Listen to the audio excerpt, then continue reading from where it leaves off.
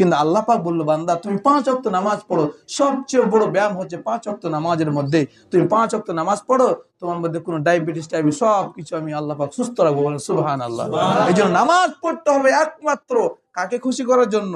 যে বলেন কাকে খুশি করার জন্য নামাজ পড়বো? আমরা একমাত্র আল্লাহকে খুশি করার জন্য। আমি অসুস্থ হয়েছি, আমি আল্লাহকে বলবো, আল্লাহ আমাকে সুস্থতা দান করেন। আল্লাহ পাক খুশি হয়ে আমাকে সুস্থতা দান করেন। বলেন সুবহানাল্লাহ। আর যে বলেন সুবহানাল্লাহ। সম্মানিত হাজিরিন, 3 নাম্বার যাকাত আদায় করা। আমাদের যে সম্পদ থাকে আমরা কি করব? যাকাত দেব। আর 4 নাম্বার হচ্ছে হজ করা, যে সম্পদ থাকে হজ করব। এবং 5 নাম্বার হচ্ছে রমজান মাসে রোজা রাখবো। রোজা হচ্ছে সবার জন্য ফরজ, ঠিক কিনা বলেন? আল্লাহ পাক বলছেন, ইয়া আইয়ুহাল্লাযীনা আমানু কুতিবা আলাইকুমুস সিয়াম। ইয়া আইয়ুহাল্লাযীনা আমানু, হে ঈমানদারগণ, তোমাদের উপর রোজা ফরজ করা হয়েছে। শুধু তোমাদের উপর না, তোমাদের আহলে পুরুষ, আগের পুরুষ যারা ছিল তাদের উপরও রমজান মাসে রোজা কি ছিল? ফরজ ছিল। ধনী গরিব ফকির মিসকিন সকলের উপর কি রোজা ফরজ, নামাজ ফরজ। কিন্তু হজ এবং যাকাত গরিব দুঃখীর উপর ফরজ নয়। তো সম্মানিত হাজিরিন, আমরা নামাজ পড়বো একমাত্র কাকে খুশি করার জন্য? যেটা বলেন কাকে খুশি করার জন্য? আল্লাহকে খুশি করার জন্য। আমরা যখন নামাজে দাঁড়িয়ে যাব, আমরা যখন নামাজ পড়বো, সামনে আমরা যখন জায়নামাজে দাঁড়াবো, বলবো ইন্নী ওয়াজ্জাহতু ওয়াজহিয়া লিল্লাযী ফাতারাস সামাওয়াতি ওয়াল আরদা হানিফা ওয়া মা আনা মিনাল মুশরিকিন। আমরা এরপর নিয়ত বাঁধে আল্লাহু আকবার বলে আমরা দাঁড়িয়ে যাব। আমরা মনে করবো সামনে আসছে আল্লাহ, আল্লাহ আমাকে দেখতেছে। এই জন্য নামাজের মধ্যে অনেক আছে মানুষ, আমরা যেখানে সিজদা দেব ওই জায়গায় নামাজের সময় আমরা কি করব? দাঁড়িয়ে দাঁড়িয়ে ওই জায়গায় তাকাবো। কিন্তু আমরা অনেক মানুষ আছি, অনেক মুসল্লি আছি, আমরা কি করি? সিজদার স্থানে না তাকিয়ে আমরা দেখি মসজিদে ফ্যান আছে কয়টা, ঘড়িতে বাজে কয়টা, দেখে না বলেন? দেখে। আমরা নামাজ পড়বো একমাত্র আল্লাহকে খুশি করার জন্য। আমরা যখন রুকুতে যাব তখন রুকুতে যা দোয়া বলবো কি? সুবহানা, যেটা বলেন সুবহানা রব্বিয়াল আযীম, সুবহানা রব্বিয়াল আযীম বলবো কমপক্ষে 3 বার, 5 বার, 7 বার, 9 বার। আর যখন রুকুতে যাব তখন তাকাবো কোন দিকে? সিজদার দিকে তাকাবো না 2 পায়ের মাঝখানে তাকাবো? 2 পায়ের মাঝখানে তাকাবো।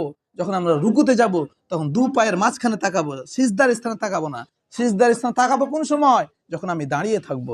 যখন আমার হাত বাঁধা থাকবে তখন আমি তাকাবো সিজদার স্থানে। আর যখন রুকুতে যাব 2 পায়ের মাঝখানে আমি তাকাবো, দিয়ে বলবো সুবহানা রাব্বিয়াল আযীম, সুবহানা রাব্বিয়াল আযীম। এরপর সোজা হয়ে দাঁড়িয়ে যাব, সামি আল্লাহু লিমান হামিদা, রব্বানা লাকাল হামদ হামদান কাসীরান তাইয়িবান মুবারাকান ফি। এই অতিরিক্ত দোয়াটা এক সাহাবা বলেছিলেন। আল্লাহর নবী, বিশ্ব নবী, রাহমাতুল লিল আলামিন, নবী মুহাম্মদুর রাসূলুল্লাহ সাল্লাল্লাহু আলাইহি ওয়াসাল্লাম মদিনার মসজিদে নামাজ পড়াইতেছিলেন। এমন সময় এক সাহাবা হামদান কাসীরান তাইয়িবান মুবারাকান ফি, অতিরিক্ত দোয়া পড়েছিলেন। আল্লাহর নবী বলেন, কে অতিরিক্ত দোয়া পড়েছো? দাঁড়াও। সাহাবা ভয় পেয়ে গেল, মনে হয় ভুল হয়ে গেছে, চুপচাপ বসে রয়েছে, কেউ উঠছে না।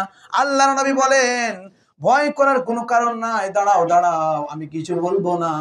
সেই ব্যক্তি দাঁড়িয়ে গেল। আল্লাহর নবী বলেন, তুমি নবী না আমি নবী, আমি জানি এই অতিরিক্ত দোয়া বলার কারণে রহমতের ফেরেশতা প্রতিযোগিতা করতেছিল কে কত নেকি লিখতে পারে। সুবহানাল্লাহ। এই জন্য আমরা অতিরিক্ত দোয়াটা বলবো। এটা জোলারা বলে, ওরা কিন্তু বলে, কিন্তু আমরাও বলবো। না বললে কোনো সমস্যা নেই, নামাজ হয়ে যাবে। কিন্তু অতিরিক্ত দোয়া বলে যেহেতু সব আছে, আমি বলবো। কি বলবো?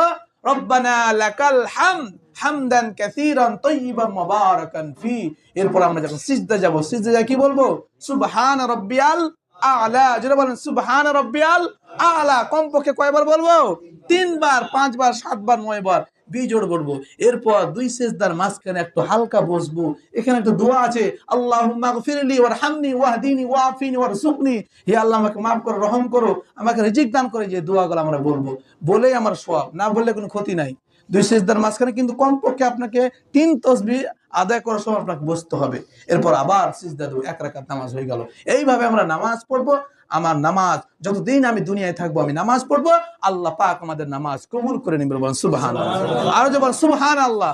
আল্লাহ পাক আমাদের সকলকে 5 ওয়াক্ত নামাজ জামাতের সহিত আদায় করা তৌফিক দান করুন। এবং বিশেষ করে আজকে যে আলোচনা করলাম নির্ভেজাল ঈমানের 5টি পরিচয়, আল্লাহ পাক আমাদের সকলকে এই 5টি গুণ আমাদের মধ্যে থাকার তৌফিক দান করুন। বলে আমিন।